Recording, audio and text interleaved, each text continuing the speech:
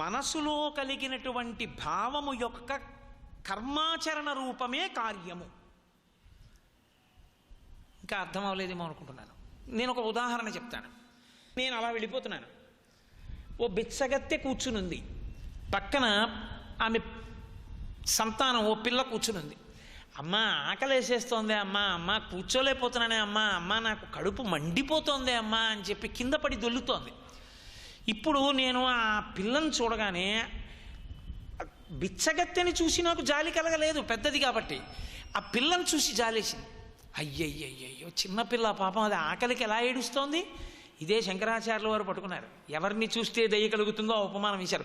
విహంగ శిశవ్విషణ్ణే అన్నారు కనకధారలో. పక్షం లేదు, పక్షి పిల్ల అన్నారు ఆయన. అది కవికి గుండె పండిపోయింది భావప్రకటనమునందనడానికి ఆ మాటలు పడే రీతిని బట్టి తెలుస్తుంది. కాబట్టి ఇప్పుడు ఆ పిల్లని చూస్తే దయ కలుగుతుంది, బిచ్చగత్తెని చూస్తే దయ కలగదు. ఆ పిల్ల ఏడుస్తుంటే బాధేస్తుంది. ఇప్పుడు నాకు దయ కలగగానే నేనేం చేస్తాను? ఓ రూపాయి ఇచ్చామన్నా కొనుక్కో అన్నం, గభాలు నా పక్క కొట్లోకి వెళ్ళి నా దగ్గర 2 రూపాయలే ఉన్నాయనుకోండి, ఆ 2 రూపాయలు పెట్టామా ఆ మరవరాల ప్యాకెట్ ఇలాగి అని పట్టుకొచ్చి, ఓ పిల్ల మరవరాలు తిని అలా మరవరాలు ఇస్తాను. అది వెంటనే ప్యాకెట్ చింపుకుని ఆ మరవరాలు తింటోంది అనుకోండి, అమ్మయ్య అంటాను. ఇప్పుడు నేను మరమరాల ప్యాకెట్ ఇవ్వడానికి ముందు ఏది కదిలింది నాలోంచి? దయ కదిలింది. దయ కదిలితే మరమరాల ప్యాకెట్ ఇవ్వడంగా కార్యం రూపాంతరం చెందింది కదా. The kindness that has evolved in my heart has manifested in the form of giving a packet of food కదా. నేను ఒక ఆహారపు పొట్లాన్ని ఇవ్వడం అన్నది నాలో కలిగినటువంటి దయ యొక్క రూపాంతరము, ఒక క్రియాకలాపంగా మారింది. వెంకటేశ్వరావతారము భూమి మీద రావడానికి ముందు ఆయన దయ కదిలింది. అది లక్ష్మి వెళ్ళడం అంటే. నేను మీతో మనవి చేశాను కదా, పురాణము భూతద్దంగా చూపిస్తుంది అని మనవి చేశాను. అందుకని తల్లి కదలాలి. ఆవిడ అంత కోపం వచ్చి వెళ్ళిపోయిన తల్లి అయితే లక్ష్మి మళ్ళీ అదేంటి ఆవు దూడని పట్టుకుని ఎందుకు ఎడుతుందండి చోళరాజు గారి దగ్గరికి? లక్ష్మి మళ్ళీ గబగబా వెంకటేశ్వరుడి పక్కకెళ్ళింది ఎందుకు? పద్మావతి ప్రణయం పూర్తవ్వాలి, స్వామివారు చేసిన ప్రతిజ్ఞలు పూర్తవ్వాలి, దీనికి ఆయన శక్తి కదలాలి, ఆయన దయ కదలాలి. అందుకని ముందు ఆవిడ కదులుతుంది. అరే కలియుగం, ప్రజలు పాడైపోతున్నారు. మీకు మొట్టమొదటి రోజున నేను మనవి చేశా, నారదుడు ఎంత బాధపడ్డాడో కలియుగాన్ని చూసి. కమలాక్షు నర్చించ కానక కామించి కమలాక్షితో ప్రొద్దు గడపువారు, రాజీవలోచను సేవింపనొల్లక రాజదైవంబని భ్రమయువారు, శ్రీనాథు నేనాడు సేవింపనొల్లక శ్రీమంతులగుట కాంక్షించువారు, నారాయణుని చేరు దారి నూహింపక దారుణాగంబుల తగలువారు, ముక్తియను పల్కు ఎరుంగక భుక్తి మార్గ సాధనాకైక చిత్తులై కలియుగంపున ప్రజలు భ్రష్టులగుట చూచి నేను చింతింతునో అబ్జగర్భ అని చెప్పుకున్నాడు. ఎవరు తీరుస్తారు ఈ కష్టం? శ్రీ మహావిష్ణువు పెడతారా, కంగారు పడకన్నారు బ్రహ్మగారు. ఇప్పుడు ఆయన దయ కదిలింది, లక్ష్మి కదిలింది. 2 ఇంకొకటి ఏమిటో తెలుసా? అసలు పురుషుణ్ణి కదపగలిగింది ఎవరు అని అడిగింది వేదం. గృహిణి గృహముచ్యతే, ఇల్లు ఇల్లు కాదురా అవతల బావన్నారు. ఇది నా ఇల్లండి అని చూపించాను అనుకోండి, అది ఇల్లు కాదు. ఏది నా ఇల్లు అంటే నా భార్య నా ఇల్లు. భార్యయే ఇల్లు. భార్య లేని ఇల్లు ఇల్లు కాదు, అదొక సత్రం, అదొక విశ్రాంతి గృహం. అసలు నిజానికి పురుషునికి విశ్రాంతి స్థానం ఎవరో అని అడిగింది. రామాయణ వ్యాఖ్యానం జరిగితే మీరు తెల్లపోతారు. పురుషుని విశ్రాంతి స్థానమే భార్య. ఎన్ని కష్టాలు పడనివ్వండి, భార్య సేద తీర్చి ఎందుకంత బెంగ పెట్టుకుంటారు? మీరు నమ్ముకున్న ఈశ్వరుడు మిమ్మల్ని కాపాడ్డా? ఏమీ బెంగ పెట్టుకోకండి అని బెంగ పెట్టుకుని ఏదో విషయానికి బాధపడుతున్నటువంటి భర్త నిద్ర పట్టక తలగడ మీద అటు ఇటు దొల్లుతుంటే ఎందుకు అలా దొల్లుతున్నారు నాకు తెలుసు, బెంగ పెట్టుకోకండి అని భర్త ముంగురులు తన చేత్తో సవరించి కన్న తల్లిలా ఆయన గుండెల మీద జోకెడుతుంటే ఎంత కష్టంలో ఉన్న భర్త నిద్రైపోతాడు. ఆయనకి విశ్రాంతి స్థానం భార్య, ఆయన పుణ్యస్థానం భార్య. ఆవిడ్ని పక్కన పెట్టుకుని యజ్ఞయాగాది క్రతువులు చేస్తాడు. ఆయన ఉపశాంతి స్థానము భార్య. ఎందుకో తెలుసా? పెళ్ళైతే యజ్ఞం చేసేటప్పుడు అడుగుతాడు పురుషుడు, నీకు 11వ కుమారుడిగా నన్ను అంగీకరించు అని అడుగుతాడు భార్యని. మీకు కావాలంటే వివాహ మంత్రాల వ్యాఖ్యానం చదవండి. నన్ను నీ 11వ కొడుకుగా అంగీకరించు అని అంటాడు. అనత్సా భర్త అంటే నేను పెద్దవాడిని అయిపోతాను, ఇల్లు నిర్వహించి మంకు పట్టు వస్తుంది, నేను ఇంత కష్టపడి తీసుకొచ్చాను, వీళ్ళని పెద్ద చేశాను, ఇప్పుడేమో కొడుకుని పిలిచేయురే ఇలా చెయ్యి అంటే నాన్నగారని నాకు తెలీదా, నేను చేస్తానంటే మీరు ఊరుకోండి చెప్పారు కదా పని, మీకెందుకు నేను చేస్తాను, ప్రతిదీ చెప్తారేంటి, చిన్నపిల్లాన్ని అనుకుంటున్నారా అంటాడు. అనేటప్పటికీ ఆయనకి కోపం వస్తుంది, బొంగమూతి పెట్టుకుని పక్కైపోయి, కష్టపడి పెంచాను, మూర్ఖుడు, నాకు తెలియదా అంటాడేంటి, తండ్రిని చెప్తాను అంటే. 10 మంది పిల్లల్ని కష్టపడి ఓదార్చి వాళ్ళని 10 మందిని స్నానం చేయిస్తే మొట్టమొదటి వాడు మళ్ళీ ఒంటి మీద బూడిది పోసుకొచ్చినట్టు మాట వినకుండా తిరుగుతుంటే లాలించి లాలించి లాలించి లాలించి నీకేమో మూర్ఖత్వాన్ని భరించడం అలవాటైంది. ఇంటి పెద్దని ఇంటి పెద్దని ఇంటి పెద్దని అని నాకు అహంకారం అలవాటైంది. పెద్దవాడిని అయ్యాక ఇది దెబ్బతింది పిల్లలు వినకపోతే. అప్పుడు లాలించడం అలవాటు కదూ, మాట వినని పిల్లాన్ని లాలించినట్టు మళ్ళీ నువ్వు నన్ను లాలించే, అప్పుడు నువ్వు కూడా నిజమే ఎదురు మీకు ఎందుకు అనకు గబుక్కుని. ఏమండి పిల్లలు మీరేనా వాళ్ళని అంత పెద్దవాళ్ళని చేశారు, మీరేనా అంత పరిణితి నేర్పారు, మీరేనా అన్ని విషయాలు నేర్పారు, వాడికి తెలియదండి, వాడి ఇవాళ నాన్నగారండి నేను చేయగలను అన్నాడంటే మీరు పెట్టిన భిక్ష. సంతోషించాలి, నా కొడుకు పెద్దవాడయ్యాడు, నా కొడుకు స్వతంత్రుడయ్యాడు, నా కొడుకు సమర్థుడయ్యాడని. అలా బెగ్గపెట్టి కూర్చుంటారేంటి చిన్నపిల్లల్లా, బాగుంటుందా? ఆ మనవణ్ణి బతిమాలినట్టు మిమ్మల్ని బతిమాలుతుంటే విన్నారనుకోండి, తాత కోపం వచ్చిందా నాన్నమ్మా అంటారు, ఏమన్నా బాగుంటుందా, రండి చాలండి కోపం అని నన్ను లాలించి తీసుకెళ్ళి అన్నం పెట్టే. అంతేకాని నువ్వు కూడా చాలండి మీ మూర్ఖత్వం అని తలిపేసేకే. నన్ను 11వ కొడుకుగా లాలించంటాడు. భార్యా స్థానం అటువంటిది. అందుకే ఇల్లాలు సమస్త ఐశ్వర్యం ఆమెది. నేను నా భార్య మెడలో ఏనాడు తాళి కట్టానో ఆనాడే నా ఐశ్వర్యం అంతా ఆమెది. నేను ఇవాళ ఇక్కడ కూర్చుని పంచకట్టు కూర్చున్నానంటే ఈ పంచ మా ఆవిడ పెట్టిన భిక్ష, అంతే శాస్త్రం. నేను ఈ పంచ కట్టుకుంటే మా ఆవిడ భిక్ష, నేను ఈ లాల్చీ వేసుకుంటే మా ఆవిడ భిక్ష, నేను ఈ ఉపన్యాసం చెప్తే మా ఆవిడ భిక్ష. అదేంటంటే విశాఖపట్నం అసలు ఆవిడ రానిలేదు కదా, ఆవిడ పెట్టిన భిక్ష ఏమిటంటారేమో. శాస్త్రంలో అంతే. నేను గోశాలకు 1000 రూపాయలు ఇద్దాం అనుకుంటున్నాను, ఒక్కనాటికి వీల్లేదు అంది అనుకోండి. దానికి తెలియకుండా నేను ఎక్కడో డబ్బట్టుకొచ్చి ఇచ్చాను అనుకోండి, నాకు ఖాతాలో ఏం వేస్తారో తెలుసా, మా ఆవిడ ఇమ్మంటే ఆ డబ్బట్టుకొచ్చి నేను దాని డబ్బట్టుకొచ్చి నేను ఇచ్చినందుకు నాకు ఫలితం వేస్తారు, డబ్బా ఆవిడదే. ఇంటికి ఇల్లాలు ఇల్లాలు అన్న మాటకు అర్థం ఏమిటంటే వైదికంగా మీ సమస్త ఐశ్వర్యమునకు అధిపతి ఆవిడే. నేను చెప్పింది అబద్ధమని మీరు అనుకుంటే మీరు వేదమంత్రాలను పరిశీలించండి, ఆవిడిదే అధికారం ఇంటి మీద. గృహిణి గృహముచ్యతే. సరి అయిన భర్త అని గుర్తేమిటో తెలుసా, భార్య లేకపోతే ఒక్క క్షణం ఉండలేకుండా ఉండాలి. శ్యామశాస్త్రి గారు అంతటి మహానుభావుడు, సంగీత విద్వాంసుడు. ఆయన తాంబూల చర్వణం చేస్తూ సంగీతం నేర్చుకుంటూ పలమారితే తాంబూలపు ఉమ్ము వెళ్ళి గురువుగారి లాల్చీ మీద పడింది. పడితే శ్యామశాస్త్రి గారు క్షమార్పణ చెప్పారు, అయ్యా తాంబూలపు ఉమ్ము పడింది మీ మీద, నన్ను మన్నించండి, ఆ బట్టి ఇవ్వండి ఉతుకుతానన్నారు. గురువుగారు అన్నారు, ఒరే శ్యామశాస్త్రి నీకు పాఠం ఎందుకు చెప్పానో తెలుసా, ఎప్పటికైనా నీ తాంబూలపు ఉమ్ము నా ఉత్తరయం మీద పడాలని చెప్పాను రా, నువ్వు పరదేవతవిరా, శ్యామశాస్త్రిగా పుట్టావన్నారు. ఆ శ్యామశాస్త్రి గారు భార్య వెళ్ళిపోయిన 11వ రోజు లోపల వెళ్ళిపోయారు. నా ఉద్దేశ్యం భార్యాభర్తలు అంటే శాస్త్రమునందు ఇద్దరు కాదు. అందుకే సుందరకాండలో హనుమంటారు, అస్యాదేవ్యా యథారూపం అంగ ప్రత్యంగ సౌష్ఠవం రామస్య యథారూపం తం చేయమసిదేక్షణ అస్యాదేవ్యా మనస్తస్మిన్ తస్య చాస్యాం ప్రతిష్ఠితం తేనేయం చేసి ధర్మాత్మ ముహూర్తమపి జీవతి. సీతమ్మ లేని రాముడు బతకకూడదిన్నాళ్ళు, రాముడు లేని సీతమ్మ బతకకూడదిన్నాళ్ళు. కానీ ఎలా బతికున్నారు వీళ్ళిద్దరూ? రాముడి మనసు సీతమ్మ దగ్గరుంది, సీతమ్మ మనసు రాముడి దగ్గరుంది. శరీరములు వేరేమో కానీ మనసులు ఒక్కటే. ఇద్దరూ అందుకే బతకగలిగారన్నారు. అది భార్యాభర్తలంటే. అందుకే గృహిణి గృహముచ్యతే. భార్య లేని ఇంట భర్త ఉండకూడదు. భార్యని అంత ప్రేమించి లాలించి బుజ్జగించి సంసారాన్ని నడిపించుకోవాలి. భార్య మాట వినకపోతే నీ పాపం క్షయమైపోయిందని సంతోషపడిపో. భార్య మాట వింటే మాట వినే భార్య వచ్చిందని సంతోషపడిపో. తప్ప విన్నా వినకపోయినా బయటికి వెళ్ళి చెప్పడానికి మాత్రం శాస్త్రం అంగీకరించాలి. అందుకే భర్తవి భరించాలంతే. నీ భార్య యందు ఒక బలహీనత ఉంది, అదే నీవు ప్రేమించడానికి కారణం కావాలి. తల్లి ఏ పిల్లాడిని ఎక్కువ ప్రేమిస్తుంది? ఓ కుర్రవాడికి పిల్లల్లో ఒక పిల్లవాడికి పోలియో, కాలు తోటకూర కాళ్ళ వేలాడుతుంటుంది, అమ్మ వాడినే ప్రేమిస్తుంది. అమ్మవాడిని ప్రేమించడానికి కారణం ఏమిటో తెలుసా? ఒక కాలు తోటకూర కాడలా ఉంటుంది.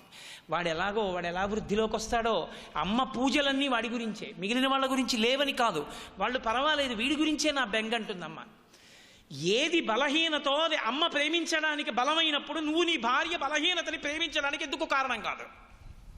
అది దాంపత్యం. అది దాంపత్యం అయితే ఎన్ని బలహీనతలున్నా ప్రేమించుకోవడానికి కారణాలు అవుతాయింది శాస్త్రం. ఎన్ని బలహీనతలు భార్యకున్నాయో భర్త అంత ప్రేమించడానికి కారణం అవుతుంది. భర్తకి ఎన్ని బలహీనతలు ఉన్నాయో భార్య ప్రేమించడానికి కారణాలు అవుతాయి. అందుకే విడాకులన్న మాట సనాతన ధర్మంలో లేదు, అసలు ఆ మాట లేదు. కారణం ఏమిటంటే ఒద్దుకోవడమే కానీ విడిపోవడం లేనే లేదు. అది దాంపత్యం. ఈ దాంపత్యానికి ప్రపంచం అంతా కూడా భారతదేశాన్ని చూసి 2 చేతులు ఎత్తి నమస్కరించింది. అదిరా ఈ దేశ సంస్కృతి అంటే. 1000 పడగలు అని నవల రాసి విశ్వనాథ సత్యనారాయణ గారు సాక్షర నమస్కారం చేశాడు మహానుభావుడు వైవాహిక వ్యవస్థకంతటికి. అది ఋషి కవిత్వం చేయడం అంటే అలా ఉంటుంది. ఒక ఋషి వేదాంత తత్వము జీర్ణమైన వాడు సాంఘిక నవల తీసుకొచ్చినా అలా ఉంటుంది. కాబట్టి లక్ష్మి కదిలింది, వెంకటేశ్వరుడు కదిలేడు. దాని వెనకాతల కలియుగంలో దాంపత్యం అన్న మాటని సక్రమంగా అర్థం చేసుకో. భృగువు తన్నాడు, ఓర్పు పట్టాడు. ఓర్పు లేనిదే ఏదీ సాధించలేవు. శ్రీరామాయణంలో బాలకాండలో ఒక ఆఖ్యానం. మహానుభావుడు కుశధ్వజుడు పద్మావతి అమ్మవారికి తండ్రి కుశనాభుడు అని ఒక రాజు. ఆయన భార్య ఘృతాచి సరస. ఘృతాచి ఎందు ఆయనకి 100 కన్యలు కలిగారు. 100 మహాంతగత్తెలు. 100 వివిధ వాద్యములను వాయించుకుంటూ బయటికి వెళ్ళారు. వాయుదేవుడు చూసి మీ 100కి నేను భర్తనవుతాను, నన్ను పొందండి అన్నాడు. వాళ్ళన్నారు, మేము నీకు భార్య నవము అని అనం, కానీ నువ్వు మమ్మల్ని అడగకూడదు అంటాం. ఎందుకో తెలుసా? అది రామాయణం అంటే, అది జాతి వారసత్వం అంటే. పితాహి ప్రభురస్మాకం పరమం దైవతం మిసహ యస్యనో దాస్యతి పిత సనో భర్త భవిష్యతి ఎందావిడ. 100 కలిపి ఒకేసారి అన్నారు. ఈ దేశంలో ఏ ఆడపిల్ల తన భర్తని తాను వెతుక్కునే దరిద్ర రోజు రాకుండుగాక. కన్న తండ్రికి తెలుసు ఎవరి నల్లుడుగా తేవాలో, ఎవరికి ఇచ్చి కూతుర్ని పెళ్లి చెయ్యాలో. ఏ మాట అడ్డు పెట్టి తన భర్తని తాను వెతుక్కునే రోజు రాకుండుగాక. పితాహి ప్రభురస్మాకం పరమం దైవతం విసహ. మాకు తండ్రి దైవం మా నాన్నగారు. మా నాన్నగారిని వెళ్ళాడు, మా నాన్నగారు కన్యాదానం చేస్తే 100 భార్యలు అవుతాం అన్నారు. ఆయనకి కోపం వచ్చింది. వాయువు రూపం లేకుండా లోపల తిరుగుతాడు. తిరిగితే ఆయన ప్రవేశించకూడని రీతిలో ప్రవేశించి తిరిగితే వంకర్లు పొందాయి శరీరాలు. డేకుతూ వచ్చారు వాళ్ళు. అరే 100 అందగత్తెలు ఏమ్మా ఇలా పడిపోయారు, గూనివాళ్ళు అయిపోయి, ఏమైంది అన్నాడు తండ్రి. నాన్నగారు వాయువు శపించాడు మిమ్మల్ని అడగమన్నందుకు. అరే మరి మీకు తపోబలం ఉందే, మీరు చెయ్యని తప్పుకు వాయువు శపించాడే మిమ్మల్ని, మీరెందుకు శపించలేదు అన్నారు. అంటే వాళ్ళు అన్నారు, నాన్నగారు ఎవరో ఒకడు తప్పు చేశాడని తప్పు చేసిన వాడిని అలా శపిస్తూ వెళ్ళిపోతే లోకం ఎలా నిలబడుతుందని అడిగారు. తండ్రి తెల్లబోయి అన్నాడు మహానుభావుడు కుశనాభుడు, ఎంత గొప్ప మాట చెప్పారమ్మా. క్షమాదానం, క్షమాయజ్ఞం, క్షమా సత్యం విపుత్రికా, క్షమా ధర్మం, క్షమా యశ, క్షమయావిష్ఠితం జగత్. శ్రీరామాయణంలో అసలు ఈ శ్లోకాన్ని పిల్లలు నేర్చుకోవాలి, పిల్లలు తెలుసుకోవాలి. క్షమాదానం ఏ దానం చెయ్యక్కర్లేదు, ఓర్పుగా ఉండగలగడమే దానం. క్షమాయజ్ఞం, ఓర్పు ఏ యజ్ఞం. క్షమా యశ, ఓర్పే కీర్తి. క్షమా ధర్మం, ఓర్పు ఏ ధర్మం. క్షమయావిష్ఠితం జగత్, ఓర్పు ఎందు ఈ లోకం నిలబడింది. ఓర్పు తప్పితే మహాతపశక్తి సంపన్నుడైన వాడు లయం చేస్తాడు. వాడు ఓర్పు పడుతున్నాడు కాబట్టి లోకాలు నడుస్తున్నాయి. అమ్మా ఓర్పుని మించింది లేదమ్మా అన్నారు. క్షమ నేర్చుకో. ప్రతిదానికి ఏదో ఒక విభూతిని అడ్డం పెట్టుకుని ఇంత వాణ్ణి నేనని మూతింత చేసుకుని ప్రవర్తించడం మానుకో. వినయంతో ప్రవర్తించడం, ఓర్పుతో ఉండడం నేర్చుకో జీవితంలో. ఈ సహనాన్ని లోకానికి నేర్పిన మొట్టమొదటి పాఠం వెంకటేశ్వరావతారావిర్భావమునందు ఉన్నటువంటి మొదటి కదలిక. అందుకే భృగువుని అంత ఓర్పు పట్టారు ఆయన. అప్పుడు వెంటనే భృగువు మీద ఏదైనా ప్రతీకార చేష్ట చేస్తే అసలు వెంకటేశ్వర అవతారం రాదు. ఒకవేళ వచ్చినా ఓర్పు లేకుండా బయలుదేరిన అవతారం లోకానికి ఓర్పు ఏం నేర్పుతుంది? మీరు వెంకటాచలంలో చూడండి, క్యూలో ఒక్కడు సరిగ్గా నిలబడ్డాం, ఎదురుగుండా వృద్ధుడు నడుస్తూ ఉంటాడు. ప్రత్యేకించి మీరు వైకుంఠం క్యూ కాంప్లెక్స్లో చూడండి, ఓ కుంటివాడు వెడుతుంటాడు, ఓ వృద్ధుడు వెడుతుంటాడు, ఓ గుండెపోటున్నవాడు వెడుతుంటాడు. వెనకాతల వెడుతున్న వాళ్ళు ముందు పాపం ఎప్పుడో నడవలేనని 2 గంటలకి లేచి పెద్ద ఆయన వచ్చి కూర్చున్నాడు. కొడుకు చేయి పట్టుకుని తీసుకెడుతుంటాడు. ఆ పక్క నుంచి కొడుకుని పెద్ద ఆయన్ని తోసేసుకుని 500 మంది వెళ్ళిపోతారు. ఇదా వెంకటేశ్వరుడు నీకు నేర్పిన పాఠం? ఏమి ఒక 20 నిమిషాలు ఆయన వెనకాతలు వెళ్ళలేవా దర్శనానికి? ఎంతమంది ఈఓలు, ఎంతమంది స్టాఫు, ఎన్ని క్యూ కాంప్లెక్స్లు, ఎన్ని ఇనప కచ్చడాలు నీకు క్రమశిక్షణ నేర్పుతాయి. దైవ దర్శనానికి కూడా క్రమశిక్షణగా వెళ్ళలేవా? ఆయన చూపించిన ఓర్పులో నీకేపాటి ఓర్పు ఉందని ఆయన దర్శనానికి ఎడతావు? ఏమి నీ ముందెడుతున్న వృద్ధుడి వెనక నడిచి నువ్వు దర్శనానికి వెళ్ళలేవా? చేయి పట్టుకుని ఆయనకి ముందు దర్శనం చేయించలేవా? వెనకవాడు ఏమైపోయినా పర్వాలేదు, పిల్లాడిని అక్కడికి వెళ్ళేటప్పటికీ మెళ్ళ మీద కూర్చోబెట్టుకుంటాడు. వెనకనున్నవాడు గోల నాకేం కనపట్టలేదు, వాడు దింపడు. అన్నీ ఎంత స్వార్థం ప్రతి చోట. ఇది ఎత్తి చూపాడు ఆయన. ఓర్పు నేర్చుకోండ్రా, సహనం నేర్చుకోండ్రా. ఆయన మొదటి కదలికలో అవతారమునందు ఏది కనపడుతుందో మీరు వెంకటాచల యాత్రయందు పరిశీలించండి, అది లేకపోవడమే మీకు యాత్రలో అందరిలో కనపడుతుంది. ఎక్కడికి వెళ్ళండి ఆ ఓర్పు లేని స్థితి. కాబట్టి మహానుభావుడు ఓర్పుతో ఉండండి, సహనం నేర్చుకోండి నేర్పాడు మనకి. భార్యాస్థానం ఎంత గొప్పది నేర్పాడు మనకి. ఆయన వెళ్ళి వెంకటాచల క్షేత్రమునందు ఒక పుట్టలో కూర్చున్నాడు. అంటే మీరు బాగా గమనించాలి, కలియుగంలో ఉండేటటువంటి జనాన్ని ఉద్ధరించడానికి వచ్చినటువంటి వెంకటేశ్వరావతారం ఎవరికైనా దర్శనం ఇచ్చిందా? అప్పటి వరకు ఎవరికైనా కనపడ్డా? ఎవ్వరికీ కనపడ్డా. వస్తూనే వెళ్ళి పుట్టలో కూర్చుని తపస్సు చేసుకుంటున్నాడు. తపస్సు అంటే ఆయన ఎవరి కోసం చేస్తాడు? తనలో తాను రమించాడు. ఇప్పుడు కలియుగంలో జనుల్ని రక్షించడం కోసం బయలుదేరినటువంటి వెంకటేశ్వరావతారము పరిపూర్ణముగా ప్రకటనమై లోక ప్రయోజనాన్ని కల్పించడానికి కావలసిన రీతిలో ఆవిష్కృతమయ్యేటట్టు చూడవలసిన కర్తవ్యం మిగిలిన రూపాల మీద ఉంటుంది. అందుకని బ్రహ్మాధేను శివోవత్స గోపాలీ కమలాలయ, లక్ష్మీదేవి ఆవుల్ని అమ్మేటటువంటి స్త్రీగా మారిపోయింది. బ్రహ్మగారు ఆవుగా మారాడు, శివుడు దూడగా మారాడు. తిన్నగా తీసుకొచ్చి చోళరాజుకి అమ్మారు. ఎందుకు చోళరాజుకే అమ్మాలి ఆవుని దూడని? ఊళ్ళో ఆవు దూడ కొనుక్కునే వాళ్ళు లేరేమిటి? అంటే చోళరాజుకే అమ్మడానికి కారణం ఏమిటంటే చోళరాజు నాగవంశమునకు చెందినవాడు. ఆయన పరిపాలన చేస్తున్న కాలంలో నెలకి 3 వానలు, ధర్మము శాస్త్రము పూర్తిగా నిలబడినటువంటి రోజులు. అంతటి ధార్మికుడు ఎక్కడున్నాడో అటువంటి చోట పరమేశ్వరుడు తప్పకుండా నిలబడి తీరుతాడు. ఇప్పుడు ఆ అవతారము లోకమునకు అందేటట్టుగా చెయ్యడానికి అక్కడికి వెళ్ళాలి ఆవు దూడ. అందుకని తీసుకొచ్చి చోళరాజుకి అమ్మింది ఆవిడ. అమ్మి లక్ష్మీదేవి వెళ్ళిపోయింది. ఇప్పుడు బ్రహ్మగారు వెతుకుతున్నాడు, ఎక్కడున్నాడు వెంకటేశ్వరుడు? విష్ణువాంశగా అంతటా ఉంటాడు.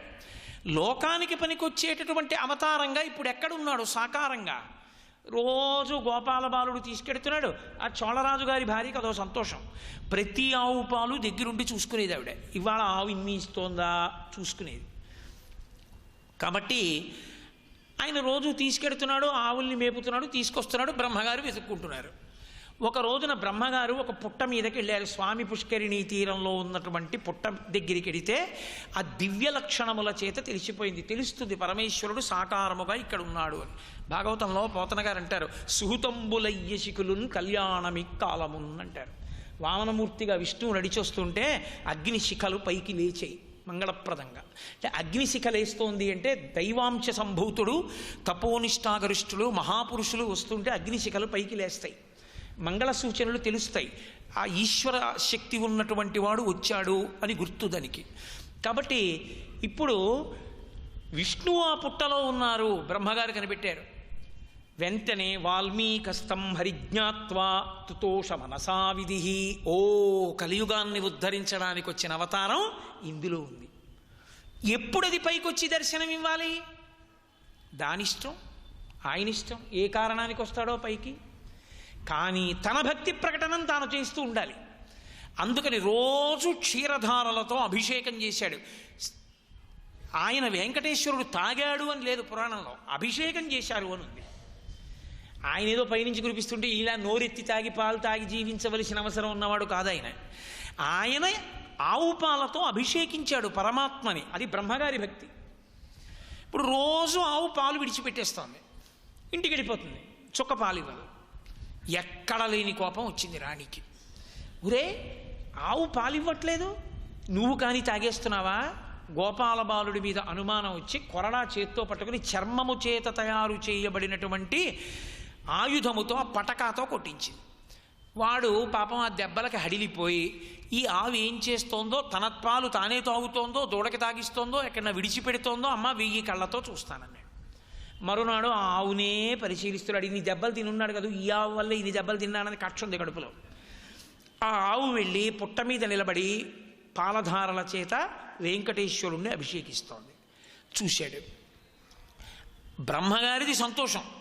సమాసిన్యచ్చ వాల్మీకం సమంతాత్ క్షీరధారయా, పొంగుతో ఆయన విడిచిపెడుతున్నాడు పాలు.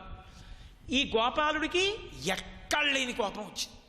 అరే, ఈ ఆవు పాలు తీసుకెళ్లి పుట్టలో పోసేస్తోందిరా, దీనివల్ల నీ దెబ్బలు తిన్నాను. అపారమైన కోపం వచ్చిన వాడి బుద్ధి భ్రంశమైపోతుంది. ఇది చెయ్యొచ్చా, ఇది చేయకూడదా ఆలోచన ఉండదు. వెంటనే గొడ్డలి తీసి ఆవు మీదకి విసిరాడు. ఇప్పుడు ఆ గొడ్డలి తిన్నగా వచ్చి ఆవు మీద పడిపోతోంది. మీరు బాగా గమనించాలి, ఇప్పటి వరకు వెంకటేశ్వరుడు పైకి ఎక్కడా ప్రకటనము కాలేదు, ఎవ్వరికీ కనపడలేదు. ఆయన ఆవు మీదకి గొడ్డలి వచ్చి పడిపోతోందన్నది బాహ్యనేత్రంతో చూడడానికి ఆయన బయట లేడు, పుట్టలో ఉన్నాడు. పుట్టలో ఉన్నవాడైనా బయట ఏం జరుగుతోందో తెలుసుకుంటున్నవాడు. బయట ఏం జరుగుతోందో తెలుసుకుంటున్నవాడైనా ఇప్పటి వరకు పైకి కనపడనివాడు. అంటే ఆయన కనపడడానికి, ఆయన కనపడి సందేశం ఇవ్వడానికి కావలసినంత బలవత్తరమైన కారణము అప్పటి వరకు ఆయనకి గోచరించలేదు. లోపలే ఉన్నాడు. గొడ్డలి వచ్చి ఆవు మీద పడుతోంది. అకస్మాత్తుగా గొడ్డలికి ఆవుకి మధ్యలో పైకి లేచాడు. పైకి లేచేటప్పటికి గొడ్డలికి తలడ్డొచ్చింది. కుఠారాణేతి తీవ్రేణ తాడితో వెంకటేశ్వర సప్తతాళ ప్రమాణేన రక్తస్ఫూర్తిరభూస్తథా. ఆ గొడ్డలి తగలగానే 7 తాడి చెట్లంత నెత్తురు ధార పైకి లేచింది.